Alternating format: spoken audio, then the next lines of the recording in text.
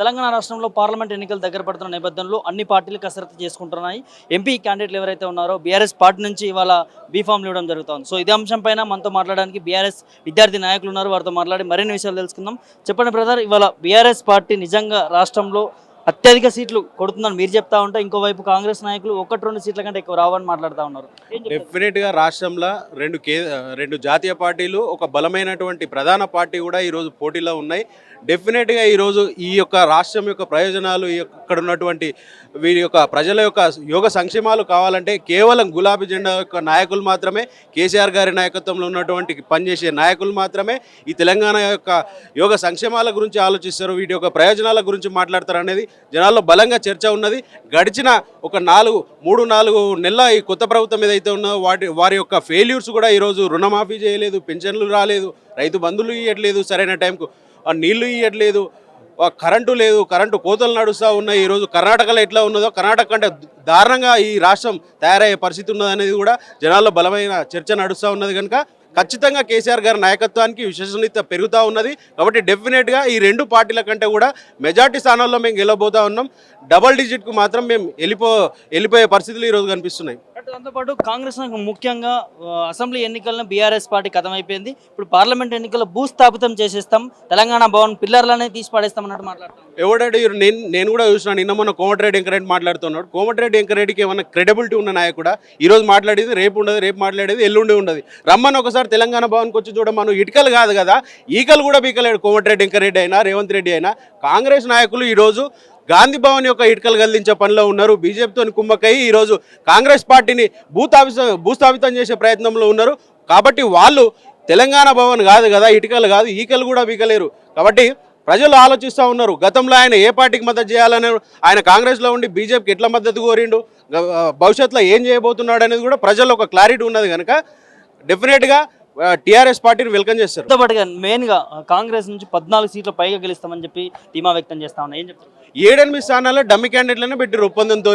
ఇప్పుడు చేవెళ్ళ డమ్మే, మల్కాజ్గిరి డమ్మే, భువనగిరి డమ్మే, అటు నార్కర్నూల డమ్మే, ప్రతి కాన్స్టిట్యున్సీలో డమ్మి క్యాండిడేట్లను పెట్టి 14 కాన్స్టిట్యున్సీలలో ఏడ గెలుస్తారు వీళ్ళు. ఇప్పుడు ఈయన రెఫరెండం తీసుకొని పోవాలంటున్నాడు. ఈయన చేసిన ఫెయిల్యూర్ను రెఫరెండం తీసుకొని పోతే డెఫినెట్ 1-2 స్థానాలకు మించి కాంగ్రెస్ పార్టీ గెలవదు. అసలు 1-2 స్థానాలకు మించి కాంగ్రెస్ పార్టీ ఈ రాష్ట్రంలో గెలిచే పరిస్థితి లేదు. ఎందుకంటున్నా అంటే గతంలో వీరు ఇచ్చినటువంటి మోసపూరితమైనటువంటి వాగ్దానాలు ఏదైతే ఉన్నదో, ఈరోజు వారు పెట్టిన 6 గ్యారంటీలు, 420 హామీలు ఏదైతే ఉన్నాయో వాటిలో ఒకటే కేవలం ఒక ఫ్రీ బస్ ఏదైతే ఉన్నదో అది మాత్రమే ఇంప్లిమెంట్ అవుతున్న పరిస్థితి మనం చూస్తున్నాం. అది కూడా సంపూర్ణంగా లేదు. గతంలో 100 బస్సులు నడిచే ప్రాంతంలో ఈరోజు 40-50 బస్సులు తిప్పుతూ ఉన్న పరిస్థితి.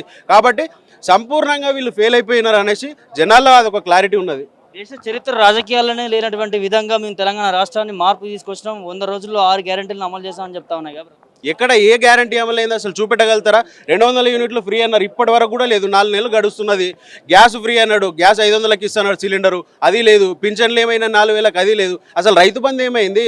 ఒక పంటనే అయిపోయింది కదా వీళ్ళు వచ్చినాక. రబీ పంటనే ఆ సీజనే అయిపోయింది. నీళ్ళు ఇవ్వకపోయా, వాళ్ళకి కరెంట్ ఇవ్వకపోయా, రైతు బంధు ఇవ్వకపోయా, రైతులకు ఆ కొనుగోలు కేంద్రాలు స్టార్ట్ చేయకపోయా, ఎట్లా వీళ్ళు అసలు ప్రారంభించారు ఈ హామీలు? ఈ పార్లమెంట్ ఎన్నికలు అయిపోయిన తర్వాత రేవంత్ రెడ్డి బీజేపీ ఓట్లో చేరుతారని చెప్పి చాలా సోషల్ మీడియా వైరల్ అవుతూ ఉన్నాయి. అదేవిధంగా కాంగ్రెస్ పార్టీలోనే వర్గపోరు నడుస్తూ ఉందని కూడా చెప్తా ఉన్నారు. ఏం చెప్తారు? డెఫినెట్గా ఆయనకంతా క్యాబినెట్లో ఉన్న వాళ్ళంతా కూడా కడుపులలో కత్తులు పెట్టుకొని వాళ్ళతో దోస్తాన్ చేస్తున్న పరిస్థితి ఉన్నది ఈరోజు. కాబట్టి ఆయన కాపాడుకోవడానికి ఈరోజు మోడీతోని ఒప్పందమై బడేబాయ్ అన్నాడు కదా, బడేబాయ్తో లోపాయికారు ఒప్పందం చేసుకొని ఇక్కడ 7-8 స్థానాల్లో డమ్మి క్యాండిడేట్లను పెట్టి బీజేపీకి గెలిపించే ప్రయత్నం ఈయన చేస్తున్నాడు. రేపు పొద్దున పార్లమెంట్ ఎలక్షన్లు అటు ఇటు అయిందంటే ఖచ్చితంగా ఈయన ఎమ్మెల్యేలను తీసుకుపోయి బీజేపీలో జాయిన్ అయ్యి మళ్ళీ ఒక కుర్చీ అక్కడ ఒక రాజకీయం చేసే పరిస్థితి మనం చూడవచ్చు. బిల్లారంగడే బడేబాయ్ చోటేబాయ్. ఇప్పుడు బడేబాయ్ ఆదేశిస్తాడు, చోటేబాయ్ అమలు పరుస్తాడు. ఇక్కడ బడేబాయ్ వ్యూహం రచిస్తున్నాడు, అక్కడ ఈయన అమలు పరుస్తున్నాడు దాన్ని. బడేబాయ్ అక్కడ ఉండి ఆదేశిస్తున్నాడు, పలానా కాన్స్టిట్యున్సీలో మాకు చాలా ఇంపార్టెంట్, అక్కడ డమ్మీ వాళ్ళను పెట్టాలా మీరు అంటే కరీంనగర్లో డిసైడ్ చేసిండు డమ్మీ అని.